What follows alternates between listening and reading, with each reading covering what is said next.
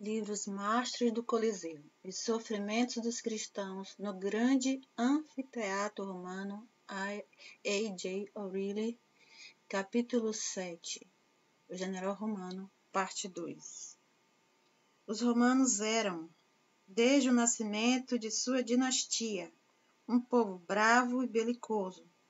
Os heróis que os guiaram às batalhas e às conquistas eram homens de consumada habilidade e inteligência e acham-se merecidamente imortalizados nas páginas da história. Nos tempos antigos, a arte da guerra era grosseira e rudimentar, e toda a existência de um exército dependia da habilidade de seu general. Ele tinha de dirigir onde não havia ordem, nem inteligência, nem julgamento, a não ser aquele que lampejava em sua mente superior. Ele movimentava a poderosa máquina de força viva e brutal, de acordo com a sua vontade. Os espíritos mais rudes e selvagens eram cimentados juntos na irresistível falange por um único elemento, a confiança em seu líder. A sua destreza valia mais para o exército que número, posição ou coragem. Foi por isso que César, um dos maiores guerreiros do passado, declarou temer mais um general sem exército que um exército sem general. Eustáquio ou Plácido, nome pelo qual era mais conhecido, foi um dos grandes generais do exército romano no início do segundo século. Seu nome e sua influência eram notórios entre os soldados, tanto por causa de suas virtudes, quanto por sua capacidade e triunfos militares. Todos o admiravam por sua brandura e seu amor à justiça e à caridade. Ele era um pai para os soldados e tratava-os com mansidão e justiça, virtudes desconhecidas da bárbara soldadesca, mas apreciadas no momento em que a sua influência benigna era sentida. Ele era generoso e caritativo com os desafortunados e, apesar de pagão, notavelmente virtuoso. A verdadeira grandeza é incompatível à propensão brutal do homem. As virtudes e a posição exaltada de Plácido atraíram os homens mais conspícuos da época, como se fora uma estrela solitária brilhando através da massa escura de nuvens, numa noite tempestuosa. Não admira que ele fosse assinalado pela providência como objeto de graça especial e instrumento de grandes milagres, pois que o Todo-Poderoso ama a virtude e a ordem, ainda que praticadas por um gentio, e nunca falha em recompensá-lo no devido tempo. Talvez tenha sido a caridade de Plácido, algum ato silencioso de benevolência em sua vida que tenha movido o coração de Deus a fazer dele um vaso escolhido. Certo dia, como era de costume, Plácido saiu a caçar. Foi com alguns oficiais da cavalaria, de que era comandante, ao cume do Monte Sabino, onde topavam com um bando de belos antílopes. Dentre eles, um de maior porte e beleza, atraiu a atenção de Plácido, que se pôs a persegui-lo com todo o ardor da caçada. Com entusiasmo somente conhecido dos caçadores, ele logo separou-se dos companheiros e transpôs colinas e corredeiras, e esteve à beira dos mais perigosos precipícios. Plácido não conhecia perigos, não estava acostumado a derrotas. Prosseguiu por montanhas e vales até alcançar sua presa numa ravina deserta, não muito longe do local onde hoje se acha a pitoresca vila de Guadagnolo. Estes foram o local e o momento destinados por Deus para iluminar com a luz de Cristo a mente do grande general. O antílope estava na ponta de uma rocha, acima dele. Enquanto olhava para o animal, Plácido ouviu uma voz. Plácido, sou Jesus, a quem serves sem conhecer. A tua caridade e os teus atos de benevolência chegaram até mim. Um homem justo, amado por suas obras, não deve servir ao diabo e aos falsos deuses, que não podem dar vida nem recompensa. Aturdido e atemorizado, Plácido desmontou. Ele não podia desviar os olhos da luz brilhante à sua frente, mais brilhante que o sol. Finalmente, ganhando coragem, bradou num tom exaltado e trêmulo: Que voz é esta? Quem está falando? Revela-te para que eu possa conhecer-te. Novamente a voz celeste caiu-lhe aos ouvidos. Sou Jesus Cristo, que do nada criou os céus e a terra, que a tudo deu forma, e fez a luz surgir da escuridão. Sou aquele que criou a lua e as estrelas, e fez o dia e a noite, que formou o homem do pó da terra, e para a sua redenção vim em corpo humano, fui crucificado e ressuscitei dentre os mortos ao terceiro dia. Vai até a cidade, Plasto, procura o pastor dos cristãos, e sejas batizado. Um raio, o último raio da luz brilhante que lhe deslumbrara os olhos, penetrou-lhe o coração e ele entendeu tudo. Plácido permaneceu 4 horas de joelhos. Sua primeira oração a Deus, oração fervorosa e plena de gratidão. Quando se levantou de sua profunda adoração, percebeu que estava tudo escuro e em silêncio. O sol desaparecera atrás dos montes, e o seu cão e o seu cavalo fiéis porém cansados, dormiam atrás de si. Plácido levantou-se à semelhança de Paulo na estrada de Damasco, com a coragem de um leão, para proclamar a verdade de Cristo e a misericórdia de Deus. Despertou o cavalo e retornou lentamente à cidade, através das passagens desoladas dos montes. Entre mentes, os alarmas pela segurança de Plácido já haviam chegado até sua casa na cidade. Ele fora abençoado com uma nobre e amável esposa. Sua união vinha se fortalecendo por longos anos de paz. À semelhança de suas almas virtuosas, seu lar era um cenário de felicidade doméstica raramente encontrado nos círculos pagãos. A ausência inusitada do general causara à esposa imensa ansiedade durante toda a noite.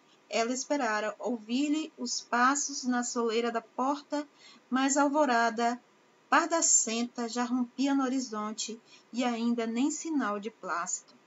Despertando de um repouso momentâneo e de um sonho ilusório, ela encontrou a escrava esperando que retornasse à consciência para entregar-lhe uma mensagem. Nobre senhora, Rufo, que acompanhou o general à caçada, retornou e pede uma audiência. Rápido, rápido, Sílvia, traze-o à minha presença. Ela saltou do leito e encontrou o soldado veterano à porta e, tremendo de expectação, falou-lhe: Dizei-me, Rufo, tu sabes tudo sobre o general. Tu és um verdadeiro soldado e mantém-te ao seu lado nas horas mais escuras. Como pudeste separar-te dele? Fala, eu temo o teu silêncio. O veterano inclinou-se sobre a alabarda, uma arma constituída de uma longa haste de madeira arrematada em ferro largo e pontiagudo, atravessado por outro em forma de meia-lua. Após pequena pausa, falou em voz profunda e solene: Nobre senhora, não desejo atiçar-te o receio das mais escuras calamidades, mas temo pela segurança do general. Eu te conjuro, Rufo, conta-me tudo, exigiu ela freneticamente. O seu cavalo de confiança caiu e o lançou num precipício? Os lobos das ravinas alimentaram-se de seu corpo lacerado? Nenhuma dessas calamidades, nobre senhora, sucederam ao bravo comandante, interrompeu Rufo. Achamos que ele perdeu o caminho nas montanhas. Deverá estar aqui antes do meio-dia. Eu estava a seu lado quando um grande antílope saiu do matagal. Os cães o perseguiram e os nossos cavalos voaram pela encosta áspera da montanha. O antílope era o maior que já vimos nestas paragens e o mais veloz também. Nossas cavalgaduras inferiores logo ficaram para trás, e vimos o elmo brilhante de nosso comandante correndo como uma bola de fogo através da floresta. Logo perdemos de vista, perto das ravinas do Marino. Paramos à sombra de uma figueira, esperando a cada momento ver o nosso galante comandante retornar com a presa de sua bela caçada. As horas passaram-se vagarosamente. Esperávamos ansiosos. Ouvi o som de sua trompa. Nenhum cachorro voltou com a boca suja de sangue para assegurar-nos da vitória. Cada momento de ansiedade fazia pulsar mais forte o martelo da vida. Procuramos nos lados da montanha e chamamos em alta voz o nome de nosso general. Não houve resposta, a não ser os ecos que quebravam a quietude do bosque das oliveiras. Tremendo por sua segurança, corri de volta ao quartel-general e pedi um destacamento de cavalos para percorrer a montanha. Nota, nobre dama, como foi que me separei do general? As correntes de vida do sangue do meu coração não me são mais preciosas que a segurança do meu senhor. Rufo não deve servir sob outro comandante além de Plácido. Enquanto Rufo ainda falava, ouviu-se do lado de fora um alvoroço e alguns escravos empolgados entraram correndo, anunciando a chegada do general. Esgotado e coberto de pó, ele apeou da montaria. Em silêncio, abraçou a esposa e, fazendo sinal para que todos deixassem o aposento, voltou-se para ela. Stella, tenho uma história muito estranha para contar-te. Tu sabes que os terrores da guerra e o esfacelar-se dos impérios foram sempre a minha ambição e a minha alegria. Antigamente eu nada temia, não conhecia Deus além de minha espada. Mas desde a última vez que me sentei à sombra destas torres ancestrais e de teu sorriso amoroso, uma mudança operou-se em meus sonhos de ambição. Como o sol nascendo de uma grossa camada de nuvens, uma visão do mundo invisível passou diante de meus olhos. Uma deidade maior que os deuses do império manifestou-se a mim. Stella, sou um cristão. Com muitas lágrimas, ele descreveu a visão que tivera, a miraculosa intervenção de Deus para trazê-lo à fé.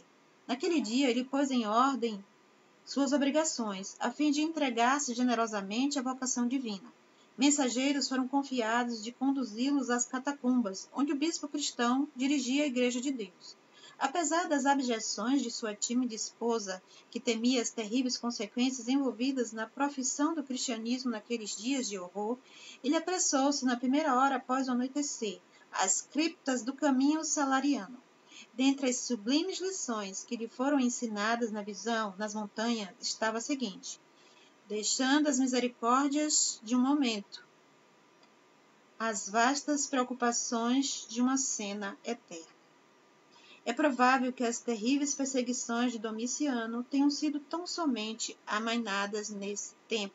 Os cristãos eram forçados a abrigar-se da fúria da tempestade nas catacumbas e, enquanto, com a permissão de Deus, não podiam pregar publicamente a mensagem da graça e da redenção, Deus lhes supria o ministério pelas operações interiores da graça e dava aos seus apóstolos banidos a consolação de uma colheita mais abundante. Se, conforme imaginamos, o martírio de Eustáquio só ocorreu cerca de 16 anos após o seu batismo, Trajano era o imperador neste tempo. Sobre o caráter de seu reinado, já comentamos na história de Inácio. O pastor cristão abrigara-se das tempestades da perseguição numa cripta nas catacumbas da Via Salara. Deus, em sua misericórdia, informou numa visão sobre a conversão de Plácido.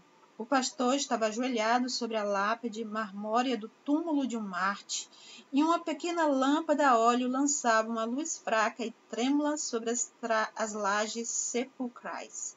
O silêncio desses corredores dos mortos era quebrado apenas pelo suave murmúrio das orações ou pelo eco abafado dos martelos e machados dos coveiros. De repente, o servo de Deus viu uma das paredes desaparecer de suas vistas e, em lugar dela, surgiu uma tocante cena passada nos Apeninos. Na ponta de uma rocha estava um belo antílope, e em meio ao clarão que cercava o lugar, um general romano orava ajoelhado. A visão desfez-se rapidamente, e o líder cristão, compreendendo que a graça divina havia sido revelada a uma nobre alma, permaneceu um longo tempo em poderosa oração. Quando a noite envolveu a cidade, um grupo misterioso, espessamente velado e oculto por grandes capas, passou pelo portão salariano. Nenhuma interrogação foi feita porque a capa militar de Plácido era uma garantia de proteção. Duas crianças de 3 e 5 anos agarravam com temor infantil as vestimentas da mãe, e seus passinhos ligeiros sobre o pavimento maciço harmonizavam musicalmente com as passadas solenes de seu pai militar. Em silêncio, passaram pelas habitações imponentes, que adornavam ambos os lados da estrada e logo alcançaram o suave declive conhecido pelos cristãos antigos como Clivon Cumeres. O guia conduziu-os através de longos e estreitos corredores e introduziu-os na presença do líder cristão que abraçou Plácido como se o conhecesse havia muitos anos. Podemos imaginar a alegria com que ele fez passar pelas águas batismais o general romano e sua família. Foi nessa ocasião que Plácido recebeu o nome de Eustáquio. Sua esposa passou a ser chamada de Teopista, e os 2 filhos, Ágapo e Teopistão. Todos os nomes derivavam-se do grego, expressando honra a Deus. As palavras do sacerdote e a família recém-convertida foram para que tomassem corajosamente a cruz e a suportassem como fizeram o seu Senhor crucificado. Eles haviam sido chamados a glorificar Deus nos dias de dificuldade, e os cristãos são provados na fornalha da aflição. Por meio de muitas tribulações devemos entrar no reino do céu. Suas palavras foram proféticas. No próximo capítulo, veremos Plácido sendo provado e declarado fiel.